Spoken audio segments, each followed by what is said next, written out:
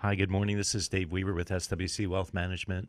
Welcome back to another edition of User Friendly Finance. And joining me today is Tom Pop. Morning. And good morning. How are you today? Good. Thank you. And we're going to be talking a little bit about the world of financial planning and things that can apply into your personal financial plan. And hopefully we'll give some clarification to you as you try to develop your own personal financial plan over time. We spent some time last week with Megan. Megan was here, and we talked about starting the beginnings of putting together a financial plan, and we went through some of the first steps of that. So we're going to cover that today. We also are going to talk about some philosophy we've been kind of evolving about how you try to, create a background for your personal financial plan. But first, I just wanted to say a little bit about SWC Wealth Management. We're a full-service financial planning firm. We have two offices. We're located in Palmyra and Carlisle.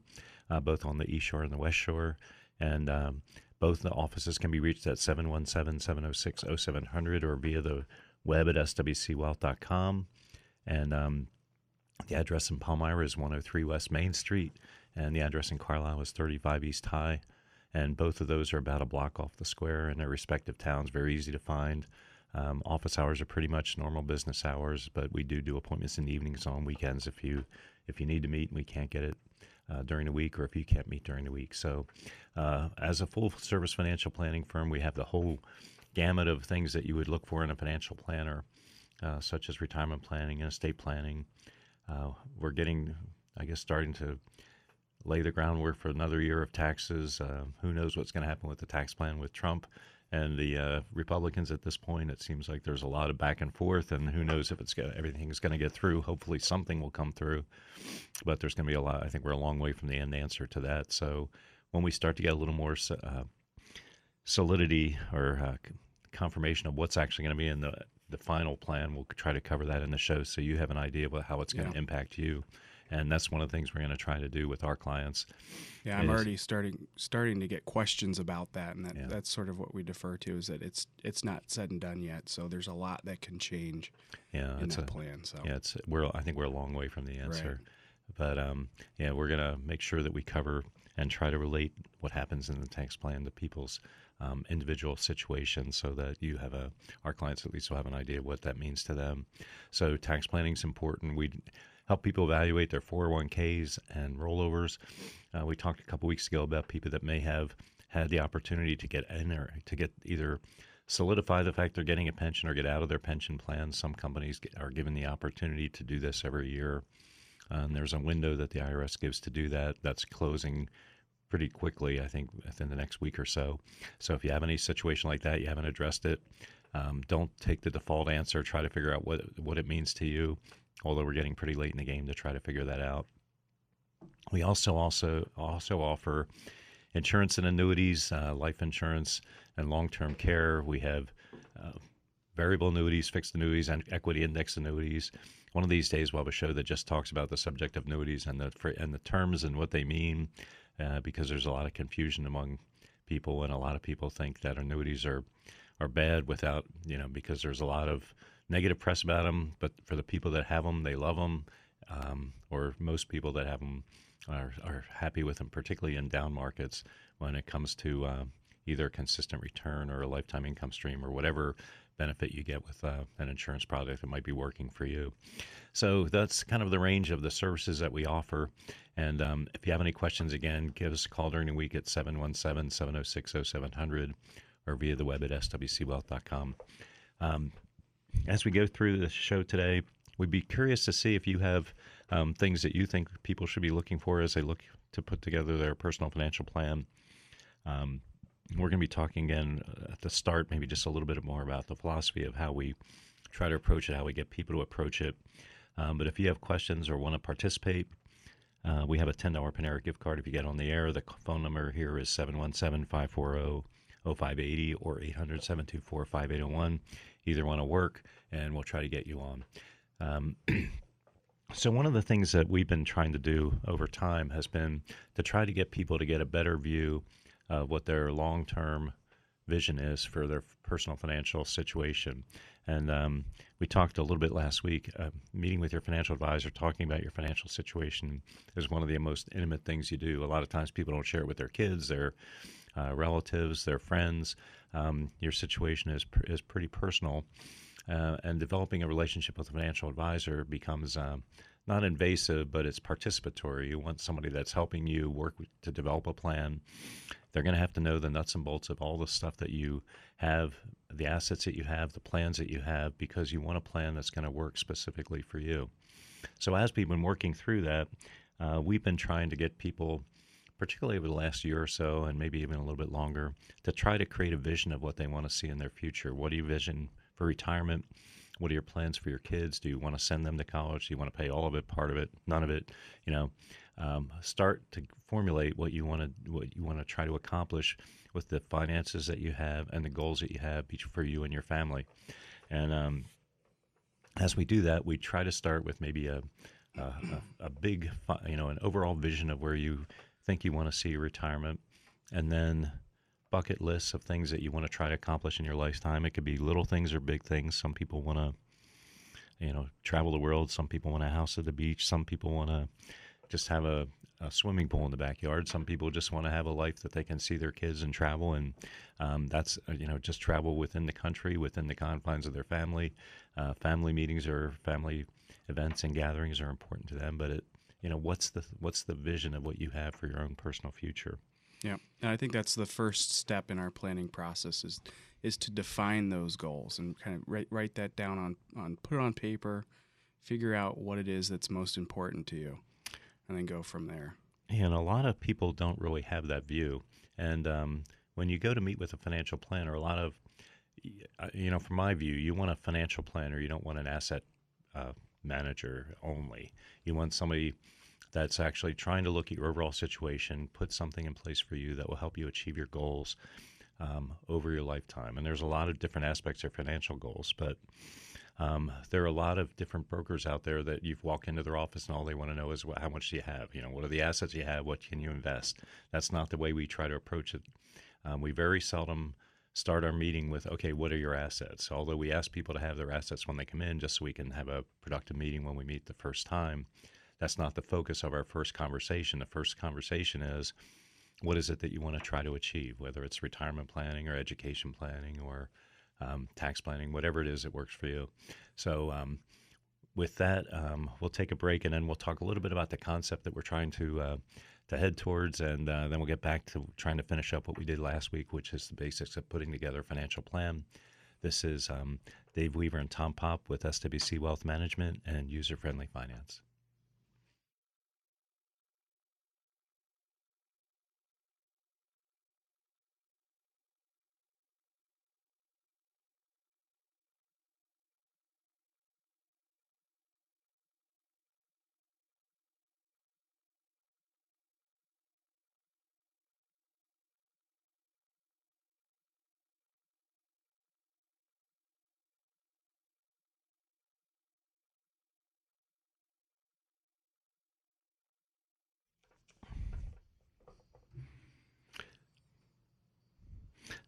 So this is Dave Weaver and Tom Pop with the User Friendly Finance again, and SWC Wealth Management, and we're talking about the process of putting together your own personal financial plan. We're eventually going to finish up the subject that we started last week, which is the details of how, what steps you go through to put together your plan. And we'll sort of highlight what we did last week, and then we'll try to finish up on that. But we wanted to start with excuse me. One of the concepts that we wanted to start from, sorry about that, is as part of the process of envisioning your future, one of the things that you have to do is try to make sure that you have a common set of goals and objectives with your spouse. And a lot of times we find that couples don't actually have that when they come in to meet for the first time. And we've been sort of toying with the idea of like a principle-centered type of approach to financial planning, which sounds a little bit vague and obscure, but we're kind of working along the concepts of working along your true north. We're defining true north as the internal compass that guides you successfully through life, however that represents itself. It represents who you are as a human being at your deepest level. It's the orienting point, your fixed point in a spinning world, and helps you stay on track. It's based on what's most important to you, your most cherished values, your passions and motivations, and the sources of satisfaction in your life. and you try to use that as a base as you go to develop your financial plan and put together something that's meaningful for you throughout your life. And it doesn't have to be just retirement. A lot of people think of financial planning as just retirement, but it's many aspects of your life.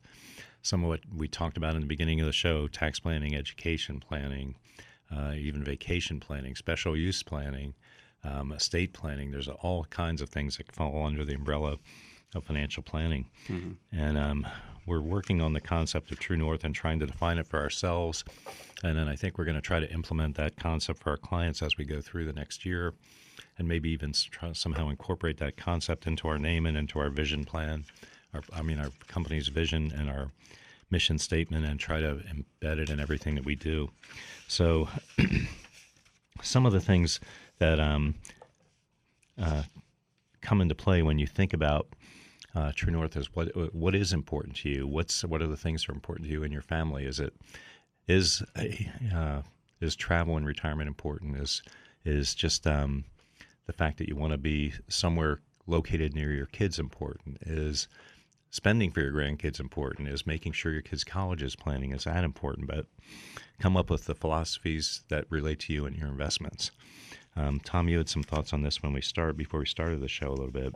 Yeah, when we're incorporating the True North, I think a good way to look at it is to look at it like a compass. A compass has a True North that's going to be objective. It's external, and just like principles, they are also should be objective and external, and you should be always trying to center yourself around that, regardless of which way the market's going, whatever your current financial situation is like. Always staying true to those guidelines to help you endure anything that's going on in your life. And that also applies to investing. There are time-tested, true guidelines for investing, such as diversification, asset allocation, risk aversion, rebalancing, buying, for the long term. Those fundamentals don't change over time, regardless of how the market's doing or what's going on in the economic world. And a financial planner, as you're sitting down with a financial planner, and again, I typically recommend to people that you should have somebody. It doesn't have to be us, but you should have somebody in your corner helping you work on your own personal financial plan, and working with you to help you realize your hopes and dreams and the things that you aspire to. And we always, it comes up more than you would think in our financial planning meetings about the concept of staying true to your principles. A lot of times, if you're doing something that's not in line with what you think is morally correct, you'll feel it internally that you're drifting from the center. In True North, the concept is that the magnet always has the compass pointing north, and you use that compass as a way to help guide you to what your end destination is, and that's the concept that we're sort of heading towards. And even as you're making financial decisions, everybody's got to weigh the short term and the long term. Young people in their 30s and 40s, as they're thinking about the future, it's hard sometimes at 30 to think about retirement. You're more focused maybe on your kids, either elementary and secondary education or their college education. In your 40s, you still have some of that, and you're actually paying for that, and then your kids are maybe in college, but you're having to start to think about retirement. In your 50s and 60s, you start to worry more about the specifics of retirement, what you want to do. But all along, if you haven't developed a plan and you don't know really where you're headed, it's very hard to get there. A good plan that you've set in place and you're working towards will help you get to your goal. It may not be right away, but that's why goals are short-term and long-term. Mm-hmm. You can't sacrifice the long-term for the short-term. You can't sacrifice the short-term for the long-term. So, as you're making those decisions, I think a lot of times but sometimes it helps have somebody to balance or bounce those ideas against. Should I be buying a house at the beach today? When I've got kids that are, just starting college? Probably not. Right. Need somebody to bounce those ideas and prioritize for sure. Yeah, and how risky should my portfolio be? Am I a conservative, moderate, or aggressive investor?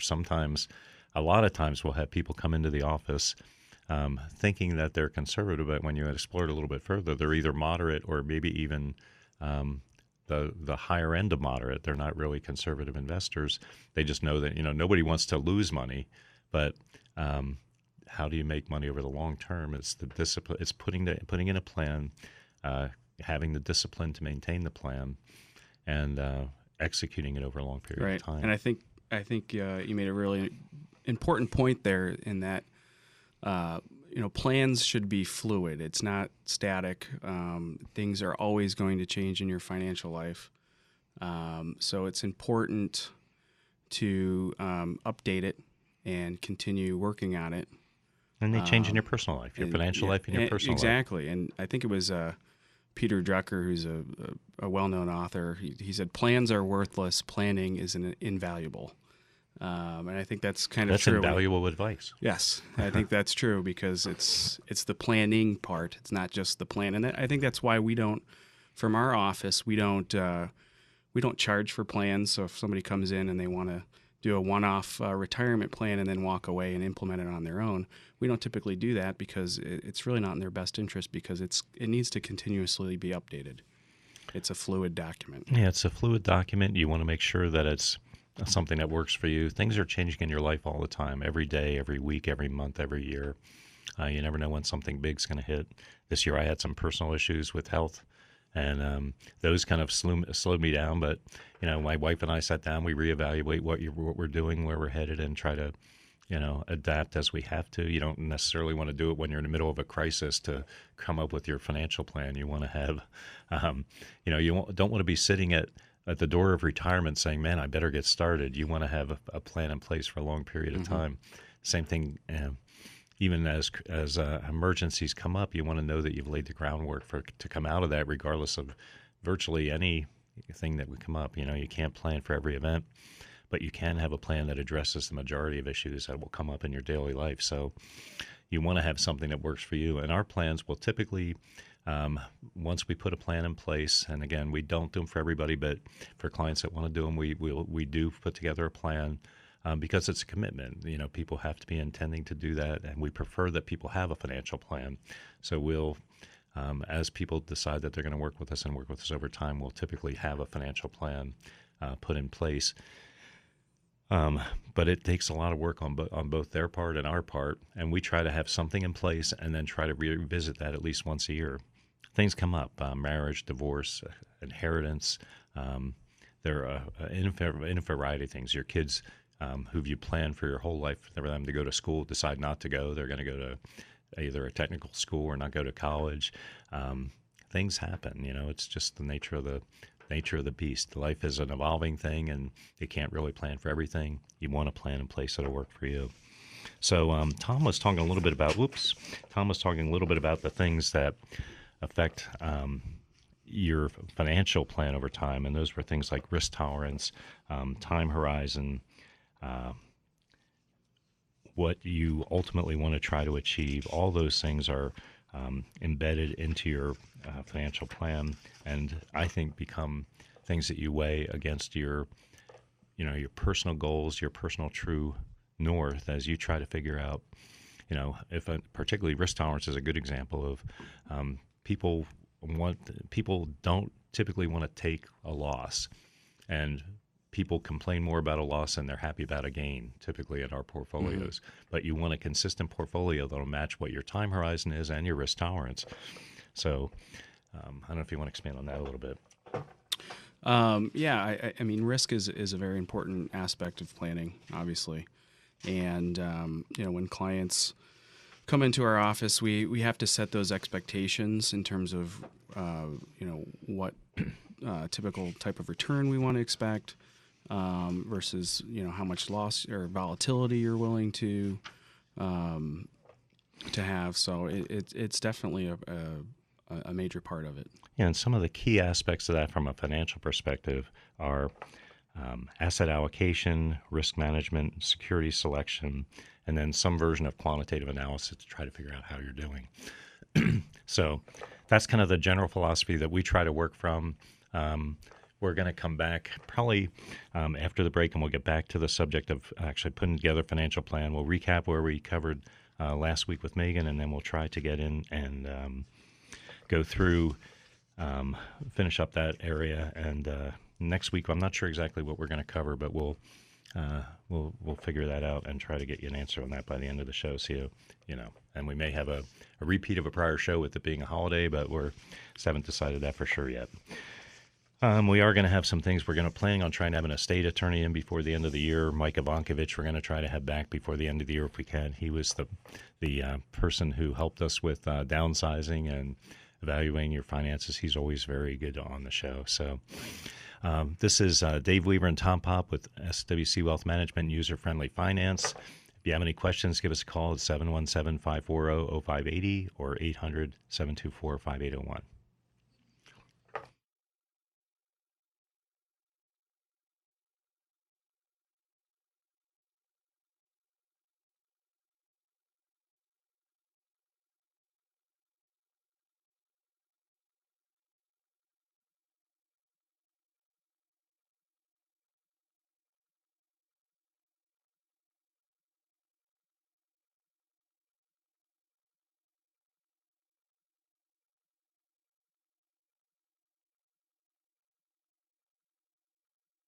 I see. Platforms off advisors. Yeah, because I think this.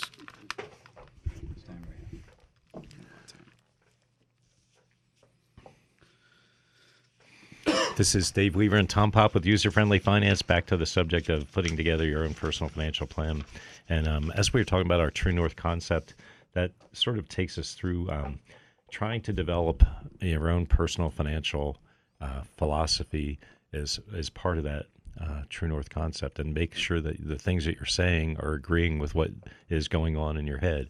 If you say, man, I want the highest return I could possibly get, that has a lot of implications. So if that's part of your investment philosophy, take as much return as I can get, that's going to have some other implications that you may not be ready for. So some of the things that you want to have as you think about your own personal philosophy are diversify widely, rebalance regularly, minimize costs, repeat.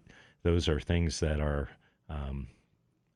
that you want to think about. Risk is a very important part of your philosophy. So you want to try to have those discussions with your financial advisor as you're putting together a program that works for you and a plan that works for you. Again, it's a long-term type of thing. So don't short out the beginning part of the process, which is trying to develop an end answer to your plan. Or a vision of where you want it to head, because if you shortchange that part, you may be headed. It's like a pilot that heads to the wrong city with an airplane. You'll be all set to go to San Diego, and before you know it, you're in Milwaukee. It just doesn't. You just have to have a plan that works for you and gets you where you want to go. You don't want it to be where your financial advisor wants to go. You want it to be where you want to go. They can have all the best plans in the world that have nothing to do with what you're intending to do for your retirement in your lifetime. So make sure it's a plan that works for you. Last week on the show, when Megan was here, we talked about the different components of trying to put together your actual financial plan, beyond the philosophy and getting to the actual implementation. And some of the things that we started with in there were determining like your age and your amount you earn every year. And then we went through some different things like what is the age that you want to retire. We talked about maybe an ideal and an acceptable age for retirement. We just met with some people over the weekend, 62 and 65, were their ideal and acceptable ages, meaning they'd want to retire at 62 if they could, but if not, 65 was acceptable. In their case, 67 wasn't. They didn't want to go to the age of 67. They didn't really want to go any day past 65 if they could possibly avoid it. And the retirement ages don't have to be the same for the husband and wife. They don't have to be the same retirement age. They don't have to be the same retirement time. They can be different for a husband and wife. A husband could retire now and a wife in 2 or 3 years, or vice versa. But you want to have something that works for you. And again, there's an ideal and an acceptable for each person. And the couple, as a couple, want to try to figure out what that is. If you're single, it's easier because you don't have to bounce it off somebody else that's living with you. But it's still not a bad idea to get with a financial advisor, because you still may have a view of what you want for your retirement. Yeah, and that time is really important, and it is really also very important, like you said, to get on the same page with your spouse. Yeah, we So, used to have these cards that we would put together where spouses would rank the importance of different financial objectives, like education, retirement, whatever. And there were 8 different cards, and you ranked them from high to low. And it was surprising how often they would come together, and the husband and wife would be totally different and not have any idea that the other person was yeah. different. It's an interesting process. And we do a little bit of that after we usually come together and put together a first plan. Like if somebody's ideal retirement age is 62 and we're not able to do that, we'll come back and make some modifications, see if we can hit that, or maybe adjust the age up a little bit if we have to. But that's where we try to balance priorities, and you really start to see pretty quickly what's important to which person as you balance those. Because if you're willing to trade retiring later for saving more, saving less, those are things that that's where the discussion gets a little tricky. We talked about one of the most important aspects for us is, if you remember the discussion we had last week, we'll have people come into our office a lot and say, I have $1 million. Is that enough to retire? Or is $2 million enough to retire? I have $500,000. Is that enough to retire? But that's not the starting point. That's more, that's part of the answer. That's part of the solution, but it's not the first step, and it's not the answer. We usually try to start with a retirement spending goal, because you could have $2 million put away, and if you're spending $200,000 a year, if you have $1 million put away and $200,000 spending a year, you might have 6 years of retirement spending, depending on how your investments do. But if you, in the same scenario, if you have $1 million and you're spending $30,000 a year, you have a heck of a lot more opportunity to try to make that work. So your retirement spending goal is very important, and a lot of times that's one of the things we'll ask people to bring into the meeting. Estate goal, when we talk about an estate goal, we're talking about the amount of money that you want to have left at the end of your plan.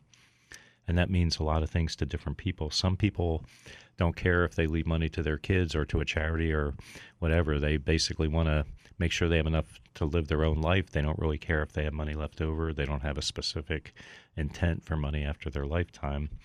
Other people come in and say, well, I'd like to make sure that I give my kids or my grandkids a step up. I either want to have education funding put in for my grandkids, or I want to have each of my kids to get $200,000 or $100,000, or maybe it's $50,000, some amount of money that your kids definitely get. And then other people, again, want to have, I'll just take whatever's left. They can have whatever's left. Take the most amount out during retirement. Or I heard somebody say, I want my last check to bounce. Yeah, I want my last check to the funeral home is bouncing. But that's not the ultimate plan in general. But it is. But some people are it's kind of like, when you're on your tax returns, some people like a refund. Some people like to get money back. Some people like to pay exactly what they owe. It's the same thing with your financial plan. How much money do you want to have left? But that's a thing that's flexible when you put together your plan. If you have, if you've lived a life where you feel like you're stretching to pay your bills and everything is tight, you always feel like you have to watch every dollar that's spent. You feel like you're month to month or paycheck to paycheck, and your plan shows that you have $500,000 left. Why would you leave $500,000 left in your plan when you have, when you're stretching to try to meet your bills every day? But your estate goal is one of those things that you can adjust as you're either above or below your spending goal over your lifetime. Increasing or decreasing your savings is one of the things that you can do if you're above or below your plan. If you are overfunding your plan, maybe you can cut back on the amount of savings that you're doing, or if you're short on your plan, you can increase. These are all things that we talked about last week. And then the last subject, and we probably should just cover a little bit. We're not going to have much to finish the rest of our list, but the Social Security is a very important decision for people. Just to hit some of the highlights again, and Tom, if I misstepped, stop me here or correct me. Generally, you can retire at the age of 62 at the earliest. If you retire at the age of 62, you're limited in the amount of money you can earn, and that's earned income between 62 and whatever your normal retirement age is. Normal retirement ages vary for different people.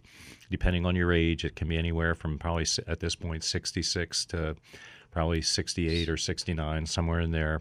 But when you were born determines what your normal retirement age is. At your normal retirement age, you can earn as much as you want. People sometimes get confused by the age of 65, which at one point was the normal retirement age for everybody. 65 is now the date you have to sign up for Medicare. Your Social Security benefit starts at age 62, goes up about 6% a year till your normal retirement age, and goes up a little bit more from your normal retirement age to 70, and then it caps at 70. And at 70 and a half, you have to start taking money from your IRAs or retirement accounts, but generally your retirement age is something that you get to pick. It's not something the government decides for you. Typically, if you think you're going to live a long time, it's about 13 years, the difference between taking your money at 62 and waiting till your normal retirement age. So if you think you're going to live generally beyond the age of 78, you're probably better off to wait, but not everybody financially can wait. Your personal situation is going to define how you deal with Social Security and when you take Social Security. So is that some of the is that Yep. basically the highlights? Is there anything else that we should put in key facts? With Social Security, I think you've hit most of the points. There are some intricacies that come into play, whether if you've been married before and divorced and potentially be able to claim on your spouse, or and there are survivor benefits and everything. Survivor benefits. Yeah, it's more complicated as you get into the detail. Definitely go to Social Security if you're thinking about it. Go about 3 months before you're thinking about retiring, or sooner if you want to try to put a plan in place. But we're a financial advisor to help you do that. With that, we'll take a break and finish up on our subject with our last couple bits of what you do for your personal financial plan. This is Dave Weaver and Tom Popp with User Friendly Finance and SWC Wealth Management.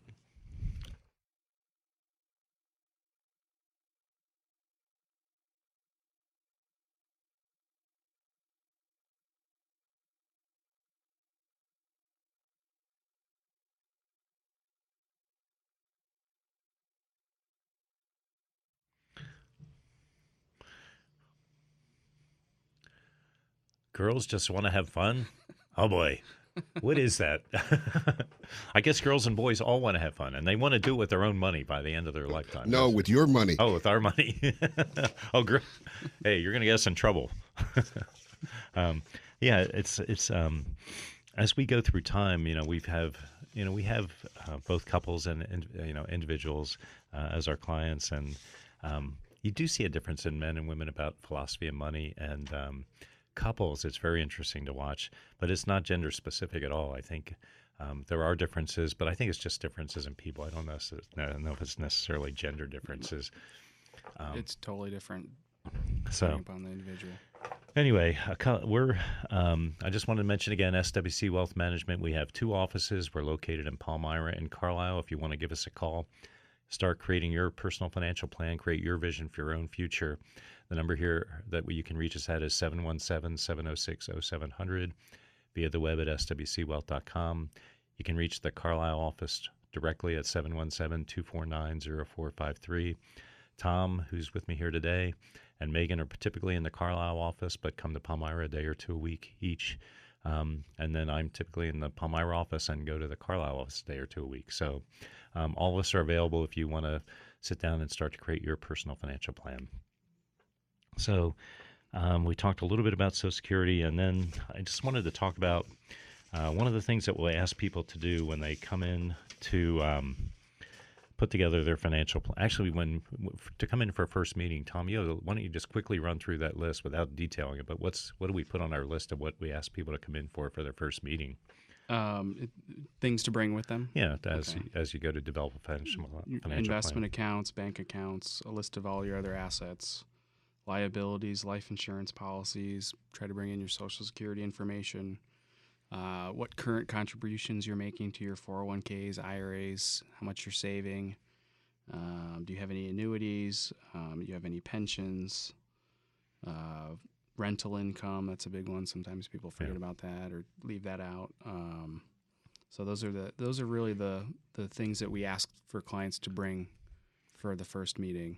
Yes, and then we ask some questions, and we start from there. Yeah, again, we try not to. We get that information so we have a broad base to try to understand your background, and some of those things that are we list as assets are important. Like we say, one of the first things that we want to know is some kind of idea of what your retirement expenses are going to be, because that's very important when you do retirement planning or college planning. If you know where your kids are going to go to college, that makes a big difference whether you're going to Hack or to Harvard or Stanford or one of the the big expensive schools. Um, but an idea of what you think you're going to spend for the things that you want to accomplish in your life, just roughly in today's dollars, and then we try to look at your assets. And again, we don't start with that discussion. Typically, when we start our meeting, we'll start with what is it that you're trying to accomplish. Well, we'll have some idea what your assets are. We'll have an idea of how you're invested and what your risk tolerance is. We may not know exactly what your time horizon is, but we'll have an idea of what you own. So some of the things that Tom went through there, just in that quick list, are the investment accounts. So that includes like an investment account that you might have at a bank or a different, like a Vanguard or Fidelity or Merrill Lynch or wherever. It can be, we'll ask for the amount of your savings and checking. If you have a 401k or various retirement plans anymore, millennials may have, I think we read recently, the average millennial has 4 or 5 or maybe even 6 jobs during their lifetime. So you'll accumulate various retirement plans as you go through time. Other things that potentially come up in there are savings bonds. We have a lot of people, particularly the older clients, that have a ton of savings bonds. It's not as common for younger investors, although the returns on those are really pretty decent now for like a straight fixed type of investment. But a lot of back in the day, your employer would have made you buy savings bonds, or they could have made you make savings bonds as part of a drive, or you would have just done it out of patriotism or whatever. That's not as common as it was years ago. And people have accumulated those and just left them. In some cases, those are no longer earning. Sometimes they're earning really reasonable returns, so you keep them as long as they're going to earn a return. But people forget about that. People over time have decided that storing gold or silver is a good retirement asset, but somehow you have to convert that to a retirement asset if you're actually going to use it for retirement. Maybe it's still always a safety net, but you want that information as you're putting together your financial plan, because if you have to, you want to know that it's available to use, and your financial advisor should know that you've got it out there. Whole life insurance, not so much term, but whole life insurance has accumulated cash value.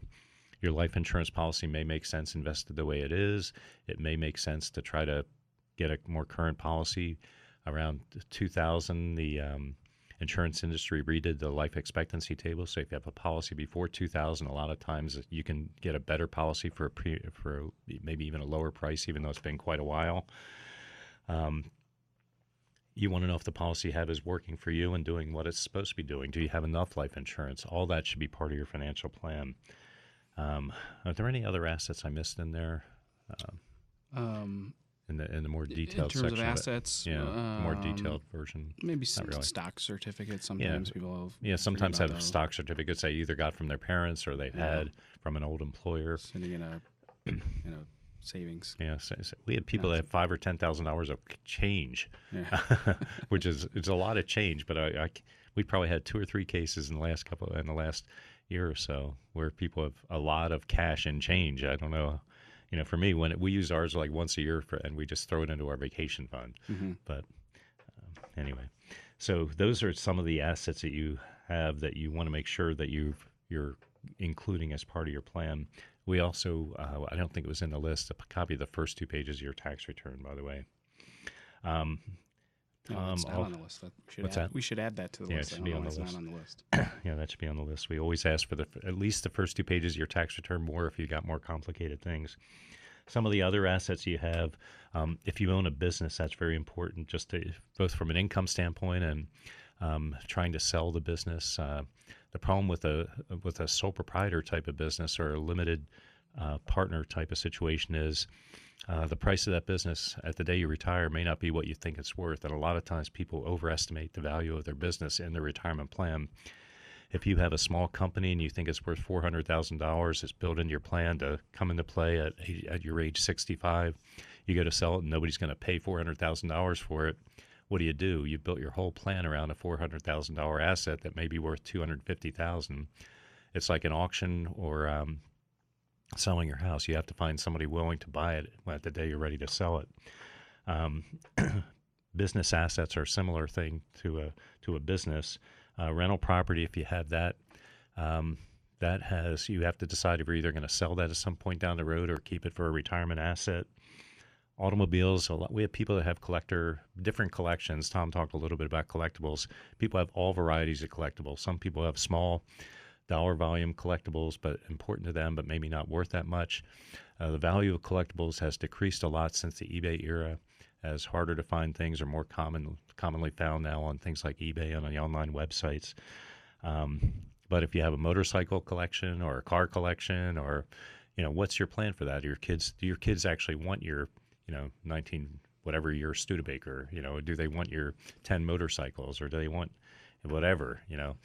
Is it going to be part of your plan? Do you want to pass it to your kids? All those are things that as you start to think about the broad vision of your retirement plan, those are things that you have to think about. Next, I guess the last category are liabilities that you might have. If you have a mortgage, when's it going to be paid? How much do you, even with your primary residence, on our plans, we don't assume you sell your primary residence. We assume you stay in that for the duration of your lifetime.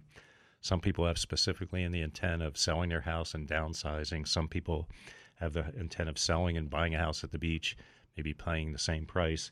But if you have a mortgage, you want to know when that's paid off, how much the mortgage is. If you have car loans, credit card debt lately has been kind of insidious for people. So those are some of the things. Those are, I think, the list of the things that you want to have an understanding of as you go to put together your financial plan.